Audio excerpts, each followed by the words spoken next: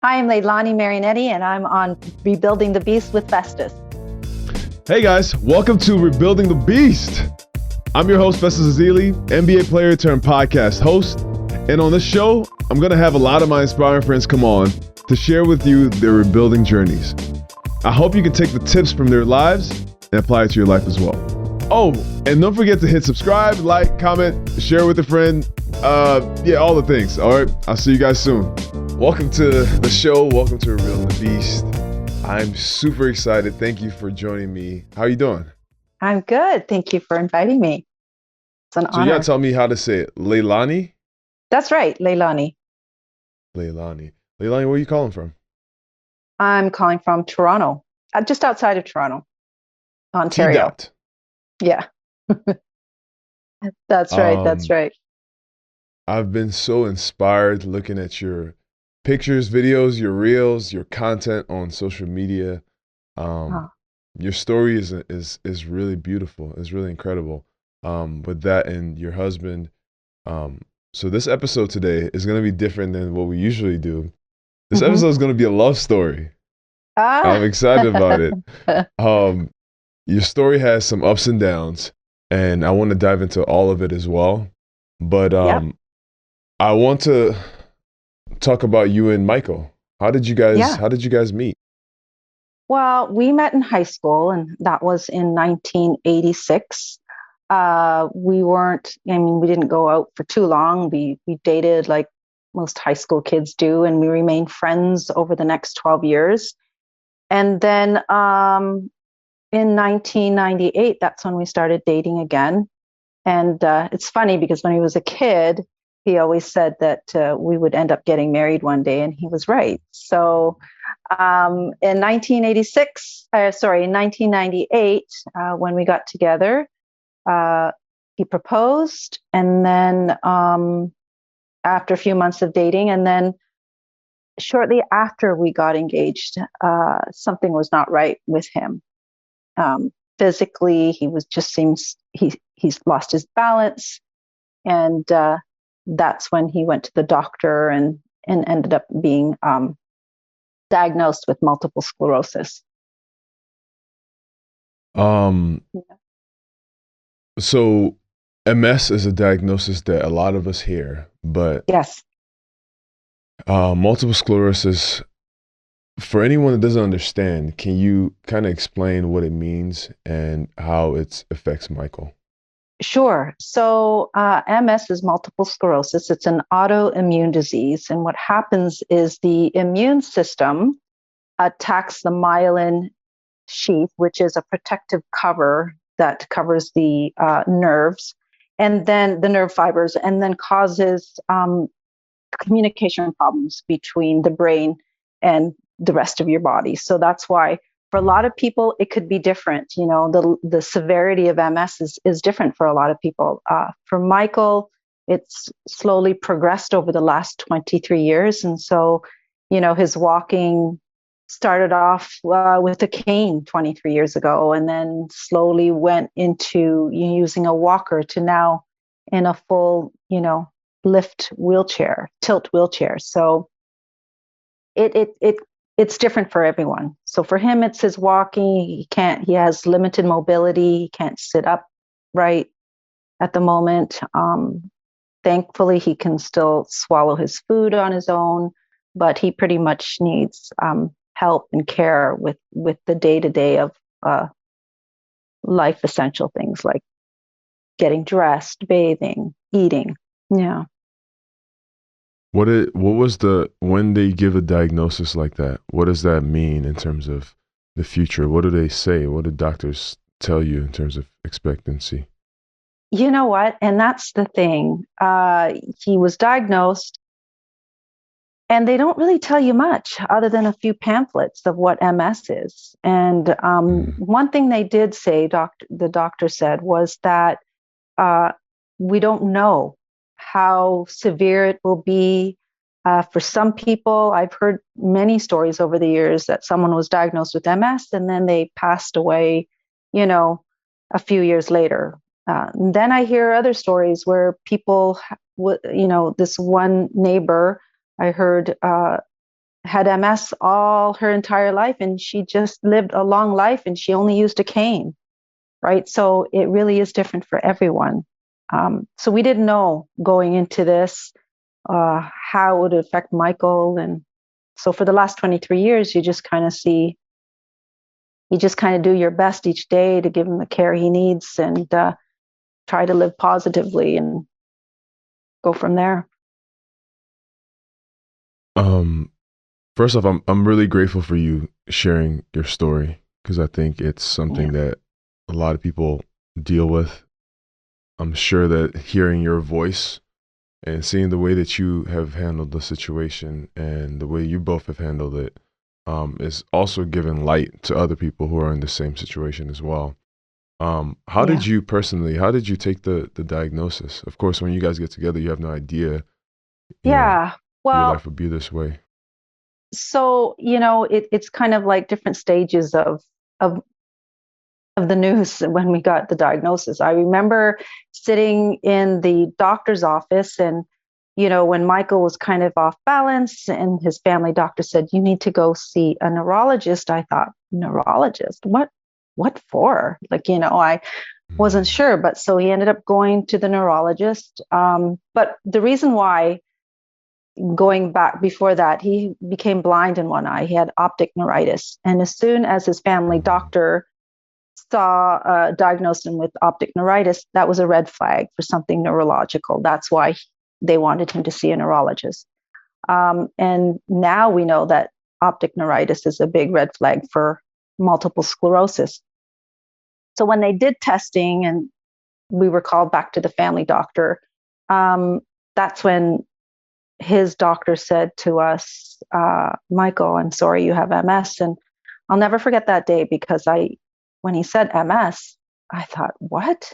Here we were, a couple just about to get married, and I Yeah. swear the ground beneath me opened up, and I felt like we were swallowed.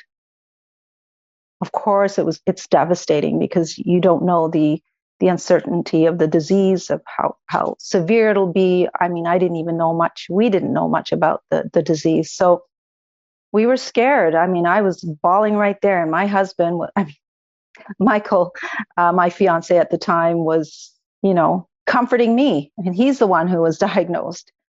Um, so after that, I just remember, um, you cry. Well, I did. I cried for a few weeks, and Michael was so devastated, because he didn't know either what was going on. And I remember Michael, one day, we were in the car, just the both of us, and he said, "This wasn't a life you signed up for. So if you want to leave, I don't blame you." And I just cried, as I cried, because I thought, Yeah. how could you say such a thing? You know, um, it gives me comfort knowing that if he's going to go through this, we're going to go through it together, and I'm going to take good care of you. So don't worry, we're going to get through this together. So it was hard. So after about a month of, kind of wallowing in this news, we had to make a decision, at least mentally make a decision. Are we going to sink with this news and live the rest of our lives kind of hopeless and defeated?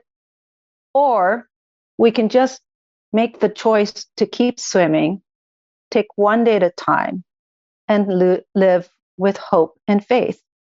And Wow. so, Michael, and I said to him, I said, "So what are we going to do? I mean, we have to choose one way or another. We can't just keep being upset and wallow in this kind of sorrow." And he said, "Absolutely. We need to just keep swimming and keep going." So that's what we do. And our faith is very strong. So that helps us get through, the hard days, which, is a lot of hard days when you're fighting an autoimmune disease. And so that's how we kind of decided to live life, that even through the hardest of days, we just keep choosing hope and faith. It's an inspiring message, but at the same time, it's something that touches me so much, because even on my way here to the studio, I'm listening to tapes of scripture listening to words of faith, just Yeah. wanting to keep that thing alive in my heart. Because even in my own life, I'm dealing with things that, but watching and listening and hearing your words, it's almost like I'm like, wow, like your Yeah. faith is crazy faith. You know, it's something that it's like it's amazing to see, and it's giving me even more inspiration. Were you always were you always this close to your faith, to your religion, um, close to God, or was it intensified because of the diagnosis? I think it was intensified, but I remember even as a little kid, as young as 4 years old, believe it or not, praying and having that kind of Mm. relationship with God. So, and it's funny because my parents, I mean, they're Catholic and they do go to church, but they never really like they weren't like pushing religion in my face. But I just kind of was had that relationship growing up, and then I think it just intensified even more. And I think when you go through really challenging times, which, it's been 23 years now of caregiving and Michael with this diagnosis, it is so mentally, physically, emotionally exhausting that giving it to God is just so much easier. It's just so much that the human body can take that I think the more challenges and the more things you go through, you really have no choice. I mean, there are days where I'm like, oh, because he was diagnosed with another autoimmune disease, and then other health issues came, and just when I think, oh, you know what, I'm just going to leave it all to God, because really, we can only take so much, you know. I say the way I think about it sometimes is, in this, I think of it as a place to hold on to, because Yes. sometimes you feel like it's like taking you, like the wind, the tornadoes, the hurricanes, they're taking you. And it's like, yo, I just need something to hold on to. And Yeah. I have a few people in my life who I look to, who I hold on to, who are people like, yo, please just speak some life into me. Do you have those kind of support system around you? How do you get that support? Even with your faith and even with the Bible. Yeah. You know what, I'm very blessed. So Michael is, my rock. He really does. He is my greatest support system. Funny, right? The one who is Mm, sick is my support system, but he really is. And my family, my sister, my brother, my parents, his side of the family. I mean, I'm very blessed in the fact that I do have a wonderful support system, and also my children, who are grown children now. But I'm so very lucky that even on days where when I'm human, I'm feeling, and they can see it. My kids see that I'm kind of, you know, down, or it's consuming. Um, they really know how to remind me of what we've instilled in them, which is to keep the mm. faith. And we've been through this before. We're going to get through it again. God's always in control. So we're so blessed that my three kids are such great. They've grown up to be um, great human, kind and compassionate human beings. Tell me about caring for a loved one. I want to talk more about that. And like, Sure. it's just this idea, being a caregiver for somebody who, somebody you love. Like, how do you look at this process? What is your point of view every day? You know what? So yeah, caregiving is hard. It's probably the hardest thing I've ever done in my entire life. And even speaking to other caregivers, they said they've been to, they've been soldiers before. They've they've been in, they're different. They come from all walks of life. Police officers, teachers, even. Mm, I spoke to someone who was a producer who said that this is crazy. Her life is crazy as a producer, but man, caregiving is the only thing that gets her down on her knees, where she's just physically and mentally exhausting. Um, and the mm, only thing I can say with caregiving is, the way I see it is, it's easy to get lost in the duty of it, like it's a job. And although it is in some ways, because it's a big responsibility, that's a it's also 24/7 job. It is, it is. Yeah. But the way I see it is that it's your chance to show them love, to do it with love, to care for them. I mean, after all, I mean, caring, what does that word mean, right? So I can't be anything more than just, this is my opportunity to love him, to show him that I care. And so when I, even if I'm caring for him, helping him brush his teeth, feed him, I do that all with love, because nothing is more rewarding than honestly caring for someone you love. So you might as well do that, right? Otherwise, if you do, which is normal, some people can end up, I've heard this before, where caregivers are very bitter, because it's mentally Mhm. draining. But you have to be very careful with that. You have to change your views on how, giving that kind of care to somebody, that you have to do it from an act of love, from a place of love. And so that's what I do. I mean, after all, I always think, as take it one day at a time. You don't know how long someone has, so make sure you live it with no regrets. Do everything with love, and it's just one day at a time. Are there hard days? Absolutely, there are hard days, but at the end of the day, you've got to just do more than just care. You've got to do it with love. I started this podcast for people out there who are in the middle of whatever it is, challenge, adversity, whatever sickness, whatever scare they're in the middle of. And it's for people like me, like a few years ago, playing in the NBA. And then I Yeah, have this really scary injury, surgery, where I'm in a wheelchair for 6 months. During this time, yeah, I'm looking around saying, who who is here for me? Like I don't know who to talk to about this. I don't know where to go to for inspiration. I'm really yeah, struggling mentally. When I got through a little bit of that part of my surgery, or my only thing I can call it is just this deep dark hole. yeah, Um, I realized that part of my journey was to create that for somebody else as well. That's what I wanted to do. I said, well, you know what? I'm still here, and there's a yeah. reason for me to still be here. So that's why I created this podcast. That's why I'm doing this. Because for me, I just want to use this platform in a way that helps people understand that they're not alone. You know, So, good for you. go ahead. I'm so glad you did. And that's so inspirational. You don't have no idea how many people's lives you're changing by doing this. So I commend I you for say the doing same with this. you. No, Yeah. thank you. Thank you. I say the same with you. And this is why I want to connect with all the people who are in this space, because I think that we need to amplify these voices. I think it's important. People need to know that, it's not all doom and gloom. You can make a choice, and yes, there will be bad days, but there are ways to get through. And actually, let's talk about that. Take me through um difficult time. Take me through a difficult day, and how to stay positive when it gets tough.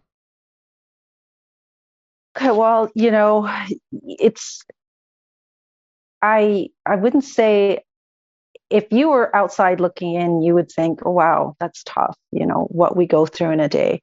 But it's been 23 years and we've adjusted to new norms all the time, because there's another challenge or whatever. But I think the way I get through them. So, if I give you a little quick peek of what our day is like, Michael will get up in the morning and I will have to help him, get ready for the day.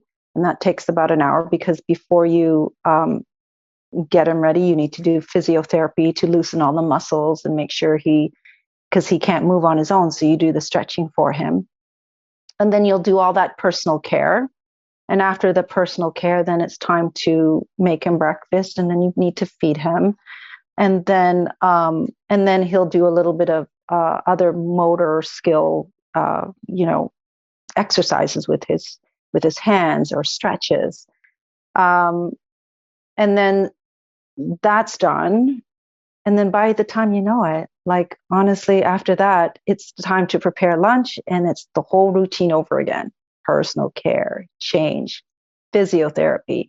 And then you do the whole thing over again for dinner, right? So it gets tough because in between there, don't forget, you're also, I'm also a mom. I also have household responsibilities. I also go to work in the evening. So I would say time is what's so challenging, time, getting everything done, go, go, go. But I think, it's easy to get lost in the hustle and bustle of it all, but I still try to make time each day to find the pockets of joy, I always say. So important. Pockets of joy. You need to find it, grasp it, and make the day, whether it's funny or just cuddling or watch a movie or whatever it may be, just have fun. Because if you don't, you really will get into like you've mentioned, a tornado of all the things that you need to do. Go, go, go, go, go. And if you don't stop every once in a while, you'll get lost in it all. And then I also we hear this all the time. I really do look for, things to be grateful every day. We have to be. And I don't know, but the more I practiced that years ago, but the more you're grateful for things every day, it really does shifts your life. When you practice gratitude, it shifts. Yeah. It shifts everything. The more you're grateful, the more they give you things you're grateful about. God gives you more things to be grateful about. So, that is a typical day for us. I mean, I don't know how many times people told us, I don't know how you do it, but you know what? Honestly, God's grace, Fez. I really can't say that it's just me, because physically, mentally, emotionally, it's a lot. And if you don't leave it to God to take care of things for you, then you really are lost on your own, thinking you can do it. So I'm actually happy you said that, because I love the gratitude, and I have to play this game every once in a while. All right. Yeah. We got to give 10 things we're grateful for today. All right. You're giving it, actually. Oh, I'm giving 10 reasons, 10 things I'm grateful for. I'll help you. Okay. We're alive today. I'm gonna help you. We just go back and forth. That's one. Yep. I got to see Michael smile again today. See him smile today? His smiles. No, he smiles every day, but I'm telling you, I'm grateful when I see that smile every day. Oh, that's beautiful. I actually had a really good nap before I came over here. I needed it because I was in a funky mood. So I'm grateful for the fact that I have a bed and a roof over my head. Awesome. I'm grateful I'm grateful for this platform that you're using to be able to share stories that will just, when you share stories like this with the world, it's powerful. So I'm grateful. Thank you. I will pick it back off of that and say I'm grateful for you so thank you, first off, but I'll pick it back off of you and say I'm grateful for you. I'm grateful for this time that we have to share together, and we get to share your story. I'm grateful for the strength that you're showing and the vulnerability that you use, and just love your social media, love your Instagram. It gives me so much joy whenever I see the stuff that you do, and so I'm grateful for you and your platform as well. Thank you so much. We got 5 more to go now. My goodness. Okay. Well, I'm grateful for, this beautiful day, this weather that we're having. We live in Toronto, so our winters are long and harsh, and, the sun's out. So always puts a smile on my face when I see the sun. Hey, you guys don't even want us over there. I don't know what's going on in Canada. You guys don't want the Americans over there. No, that's not true. That's not true. I think the COVID restrictions are crazy. I want to come visit my friends. Yes. You're going to have to, if you're ever down here in Toronto, give me a shout. Love for you to meet Michael. Would love to meet you. I would love to. I'm grateful for this beautiful face sitting across from me, that's letting me use his amazing studio. And 50% beautiful. Grateful for Bob. Grateful for Bob. Yes. Thank you. 25% rugged and 25% something. That's we got awesome. 3 more. more. I'm grateful that COVID is finally slowing down. Woo! That's a big one. That's a big one. Grateful, and we're getting our second shots this week, so I'm so grateful that we're going to be doing that this week. Got my second shot a couple of weeks ago, and I feel a little freer. I'm actually preparing to go for the Olympic tryouts for Team Nigeria, and it feels so good to have the vaccination, everything done, because now you can go and go train for that stuff and do everything you need to do without thinking about. I mean, I'd still be cautious, but not thinking about COVID the way I was before. So I'm so excited for you. What a great opportunity. You know, I'm grateful for that. I'm grateful for the opportunity to put Nigeria across my chest. I'm Nigerian American, but it's just an opportunity for me to play basketball again. And after this journey it's been 4 years of going back and forth, and rebuilding the beast actually started as me sharing my story of coming back to playing ball again. So having the opportunity to do that is, I can't explain. Even talking about it, I might even get emotional right now. But it's just this idea that crazy faith that we talk about is really important for everybody. Like there's going to be times in your life when you need that crazy faith to just pull you through. And I had mornings, I had nights where I'm like, man, I don't. But you got to keep going. And you do. It's easy to have faith when things are going right. You know, it's so easy to have say faith. It again for people in the back. But when things are tough, that's when you need to dig your heels in and grab that faith and just there you go. There's your chance to really test your faith, right? So I always think when you're going through a hard time, that means blessings are around the corner. So just hang on to faith. Right. Man. So you gotta end us off now. Number 10. Okay. I'm grateful for my family. Grateful for my family. Yeah, that's the biggest thing. You. And I actually, I want to talk about that, because you guys do have a beautiful family together. You and Michael. I want to talk about Michael as a dad. Yeah. Many people assume just because you have a disease or a disability that you aren't suitable to be a dad, but that's obviously false. What is your children's take on Michael having MS? Okay, so it's funny you mention that, because when he was diagnosed, his neurologist actually told us not to have children. And I was like, what? Really? And the reasoning behind that was because stress is is a trigger for people with MS to get worse. And, it's not good for people with MS to have so much stress. But I'm telling you, it's worked the opposite. So we have 3 children who are now grown, and they've been our biggest blessings. I think they've always known their dad to kind of, since they were little, I remember all those projects that they would bring home from kindergarten, and they would always draw their dad with a cane or his wheelchair, or, so they've already known that. And I think because of the way they have seen their dad and they've seen me with their dad, they have always been so compassionate and always protective over their dad. So to be and Michael's personality, he's got a great sense of humor, always he's never once complained to me or the kids about how, sorry he could easily be victim and say, oh, my life and this. No, not at all. He's in fact always he may look shy on camera, but he's the comedic one. And I think, his example, he's the favorite in the family because he makes them laugh all the time, so he's a great dad. They come to him, they talk to him. Our bed is like the living room because they're always, cuddling up with him. But if anything, he's taught them to be compassionate and kind, and they've taught them to be empathetic, right? So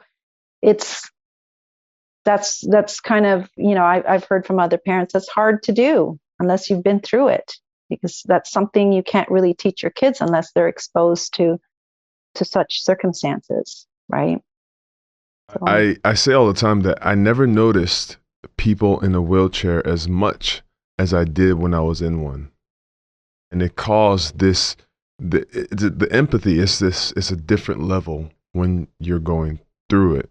And I heard you say earlier that, you've talked to different caregivers and people who, is there a group of people that you've been able to bond with, that are either going through the same thing or going through their own different things? Is there any such association or people or groups? I don't necessarily have like a certain group or community group that I've, bonded with. I do have a particular group of people that I had the pleasure of meeting a few years ago out in Boston. Ayana Care called me out, and they got caregivers from around the world to get together and tell their stories. Like, Ayana Care stands for I Am Not Alone, and it's basically an app to help caregivers get the help they need from a support group like their family and friends. And so, for the first time, when these were strangers I'd never met before, and when we got together and we shared our stories, we were all like a mess. We were in tears, because unless you're a caregiver, or unless you're the one going through a challenge like being sick or whatever, like, people don't understand it. So when you said you were lonely, or you felt alone, I get it. Because I felt that same way 2 years ago when Michael was diagnosed. I felt alone because I didn't think people understood. Like, people will say, "Hi, how are you? If there's anything I can do, just let me know." But then at the end of the day, really, you're really on your own. And you really never know whether to take people seriously when they offer help. That's another thing. I think the reason why it's so hard for caregivers is because we have a hard time asking for help. Yeah. And this is the reason why, like you, I started sharing our stories, good times, hard times, funny times, on Instagram, because I just I thought it was important to share a story that maybe someone out there can see a piece of them in ours, and me and them, right? There's so much power. Like I always say, sharing stories is so powerful, because you never know. I received a message from a young man, and the other day I get messages from people from around the world, and it's amazing. Most messages are about that they can relate, and but this gentleman said to me, he said, "Thank you for doing what you do each day. I was suicidal, and I've been fighting depression, but you have given me hope again." And I thought, I was crying. I mean, this is the reason why I do this, not for the pat on the back, not at all, but to show God's glory, first of all, that through hard times you will see his hand through this, giving you hope again. But also to know that it doesn't matter how hard your situation may be, there's always hope. There's always hope. And there can be joy. It is possible to still have true joy, even through hard and challenging times. I always think about, somebody told me this recently, and it's just this idea that our souls take this human form and they come here to have this human experience. And it's just this idea of everything. We're here to learn lessons. We're here to just live this life. And whenever I'm going through a tough time, of late, especially because I've been more and more aware, I just keep going back to that. Just the fact that, you know what? We're here to learn these lessons. We're here to teach other people lessons as well with our own lives, learn from other people as well. And I do wonder, though, and this is something I had to go through. Did you ever question God? Like, did you ever wonder, like, why God chose that path for you to? And what answer did you get from it? So it's funny you asked this question. I don't think I asked why. Well, it might be. Maybe there have been times, but I think it's more like, so it's funny you said that, because I just, on my last post, I wrote about how the other week I was in the car by myself, and out of nowhere, I was driving, and out of nowhere, the tears just started coming. I was just crying. And I right away, I was like, I was talking to God, and I said, look, I know I'm crying. I don't know why I'm crying, but I'm so grateful for all the blessings you give me each day. So I'm happy, but I'm also sad. You give me strength every day, but I'm also tired. You know, and I was just a mess. I was crying. I was letting it out. I was tired physically, emotionally, mentally, but more so sometimes, I'm also tired for Michael, like to see him get physically sick. I just, it breaks my heart. And then I always think of that verse in the Bible, Revelations, where, there will be a day where there will be no more sickness, no more pain, no more tears. And so when I think of that verse, and that's how God spoke to me, he goes, there will be a day. So he won't be like this forever, whether it's on this earthly life or not. There will be that day. And that gives me it's such a beautiful message that this hardship that we're all going through is temporary. And that one day, what a beautiful thing to even take in. So that was the other day in the car. So going back to your question, do I question it? When our human bodies get tired, sure, it lingers. But then I reaffirm my faith and know that, listen, whatever you need for me to do, God, your will, let it be done. Just give me the strength to keep going. Give me the strength. I get scared asking. Well, first of all, you're a way better person than me, because asking if I questioned it, me and God were fighting. I was cussing him out. We were going through it. And it was just this, it's like, why? Like you start bargaining. You're like, man, I do all these things right. You know what? If you give me, I will give you, I won't do this, that. You start bargaining. God doesn't make bargains. Bargaining. God does not make bargains. And, my little sister actually introduced me. It's a movie. I don't know if you've ever seen this movie. It's called The Shack. The Shack. No, I have to see it then. It's also a book.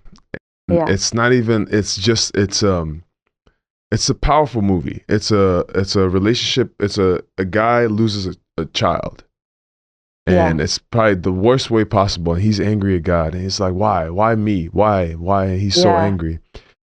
Sister introduced me to this movie. She was 9 years old at this time, and this man gets a chance to confront God in this angry state, and he's like, why in the world? A child is the most innocent. How could you let bad things happen to good people? The answers you get in this book, that's where I got the saying, how does it go? God gave you this mountain to show others it can be moved. I got that saying after I watched that movie. It's not in that movie, but that's what came to my heart. After I watched this movie, I was like, oh. Yeah. And it's not the plan for bad things to happen to us. We're human. We have free will, and all these things happen. Like life happens. But there is always good that comes out of it if you stay in faith. Yes. And this is the reason why you're here. You went through all that hardship for a reason, because now you can empathize. You know what it's like. Do you think you would have started this podcast had you not ended up in a wheelchair? I have had this idea for a long time, and I never wanted to until it was like God just pushed me, like, yo, go do this thing that I gave you, this gift that I gave you, this story that I gave you. Go use it and connect with people and show people that there's a way out. Do you remember the comment, God burns couches? God burns couches. You were comfortable, and God said, okay, now go do this. I'm going to take away what you're doing, so you have no choice but to do this. See? God burns couches. I love that. Love that. Powerful. That was Angus Benfield, by the way, a producer and director. Yeah. God burns couches. Yeah. You know what? That's pretty powerful. It's true. It's so true. Love that. Now that we're winding down, I got a couple of questions for you. One of them is, how does Michael give back to you? I know you said he's funny and he's a listener, he gives you support. Even though he's physically disabled, like maybe tell how his presence also helps you as well. Well, we've known each other our entire lives. Like he really is my best friend. And although, yeah, he may be in a wheelchair, but he is very strong in faith as well. And when I'm telling you, when I get a little sad or down, he's the first person I turn to. And there's this energy, I can't explain it. He doesn't even have to say anything. When he holds me, there's this energy that just really calms me down. And so, yeah, I need him. I need him in my life best because we really are, I can't explain it. But, when he sees me running around doing the things that I need to do, he looks out for me as well. Like he really does grab my hand as I'm rushing by this, here, there. And he's like, hey, have you eaten yet? Slow down. I know you have lots of things to do. But yeah, so, I couldn't ask for a better partner because, I know quite a few people whose marriages are empty because they don't talk to each other. They don't, so yeah, we may be lacking things and we don't have the perfect health and may be able to do the things that maybe normal couples do, like go out on a whim and, walk hand in hand to go on a park or go to camping or whatever. But you know what? We have a solid relationship where we can really communicate and talk. And so I'm blessed that I couldn't ask for a better partner. Sometimes we always think, and this is actually a post I just made today. I know we always think that what other people, what they have the abilities to do are better. Sometimes it's like, oh, I wish I could do this. But, it's kind of like what you just said. Yes, people have the ability to go hold hands in the park. They don't do it. It's not the same relationship. Yeah. And they don't have the closeness. And there's things that, somebody told me recently, said, when you're jealous of somebody else, you don't get to pick one thing. Yeah. Swap out everything that they have with what you have. And when you think about life that way, at least for me, when I think about life that way, there's nobody I would rather be than me. I take all my problems every day. We throw all our problems in the pile, they say you will be in a hurry to pick yours back up because if you see everybody else's issues, you're not taking them. So true. It is so true. You would take yours in a second before swapping someone else. So I'm so grateful for that, for sure. Now you get to tell us, what you're working on, why you share your story, where we can find you, all the good stuff about you and your platform. So I'm on Lavished in Grace on Instagram. And basically, I call myself a blogger. I'm not really. I just share our day-to-day life of, a moment that we have or the silly times we have on TikTok. We're also on TikTok because, I do TikTok for a few reasons. It's the pockets of joy, I always say. It's a break that we get to have fun and do something together. Or not. It's usually in him kind of looking at me doing silly dances or whatever. But we did TikTok like many others did over the course of COVID because what else is there to do? What else do we have to do? Yeah, I know. So we did TikTok. And funny thing is, I didn't think we would get, I honestly did TikTok just for us to have fun. I didn't think it would take but yeah, it became a big thing. We ended up getting a big following there. And then, so I also did TikTok because, when you lip sync, it takes practice. For Michael, I think it was a great way for us to practice him to lip sync because it's cognitively, it was testing him to, you know what I mean? Cognitively, you need to be able to focus and move your lips at the same time with what you're hearing. So it was also great, kind of, people may not know this, but for him, it was, I don't tell him this, but I knew that he was getting practice cognitively as well. So, and then our skits together, it was just fun. He was having fun. Just if you guys haven't seen the reels, if people haven't seen, they need to watch all your reels. I was watching them, I was laughing. Like even the one where he had his arm around you and you're like, when he wants his arm back. Yeah. I love He's like, it. what are we doing? Yeah. So we just have fun with that. And, but what was your question again? Going back to why was I? Oh, the TikTok and Instagram, you can find us there. But like I said, like you did Instagram, mainly for my kids at first, because I just wanted the kids, I wanted to document our lives, even our hardships and our faith, so that my kids could always have something to go back on to reflect of certain milestones that their dad hit, or certain life lessons. And then it ended up being like, wow, as people from all over the world were now messaging me saying, thank you for sharing. I see pieces of my story in you.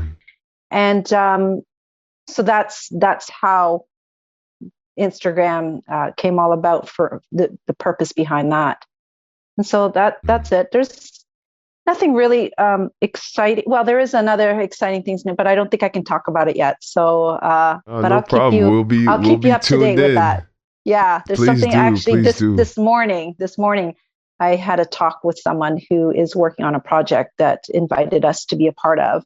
And I'm not too sure if I'm allowed to talk about it yet, but when I do, I will message you and let you know, so that you can keep an eye out for it. Yeah.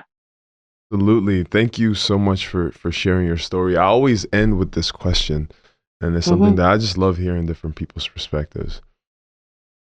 Talking to your younger self. You get to talk to yourself now. You get to talk to yourself when you got engaged. Yeah. And talk to her about life and what you've learned. What do you say to her? I'm going to tell her that she's going to be okay. You're going to be okay. It's scary. It's going to be hard. Your faith is going to take you through it. You're going to be okay. And even on the days that you're not, that's okay too. You've heard the saying, it's okay not to be okay. There's going to be a lot of those days. So, but you'll get through them. Like everything else, you'll get through them. So dig your heels into faith on those hard days and keep choosing hope. That's what I would tell her. Amen. Yeah. Keep choosing hope. What a great message. Thank you so much. Thank you. Oh, it was such a pleasure meeting you. And you too, Bob. Thank you. No, thank you. Hopefully, the borders get opened up. I get to come meet you and Michael. And I'm just hoping for more events like this where we get to talk and share our stories. I'm definitely locked in, and I'm just going to be shouting you out and everything. So thank you for what you do, and I'm looking forward to a growing friendship. Yes, please do. This is amazing. I look forward to finding out what's happening with so you're going to the Olympics, you said, training for the Olympics? Yeah, so our tryouts actually begin next week. And so this is for basketball? For basketball, yeah. I'm going to be rooting for you. I'm Canadian, but I'm going to be rooting for you. Team Nigeria, baby. There's going to be a lot of Americans rooting for Team Nigeria. Yeah. Team Nigeria, let's do it. But yeah, sure. Thank you. Go enjoy the beautiful Toronto weather. Thank you I'm going to go outside, get some sun, because I need some sun today. So yeah, do it. Yeah. So thank you again for your time, and we'll talk soon. We'll talk soon. You take care. And we're out. Hey, Festus here. I hope you liked that episode. Don't forget to subscribe, like, comment, and here's some more episodes that you might like. On this side.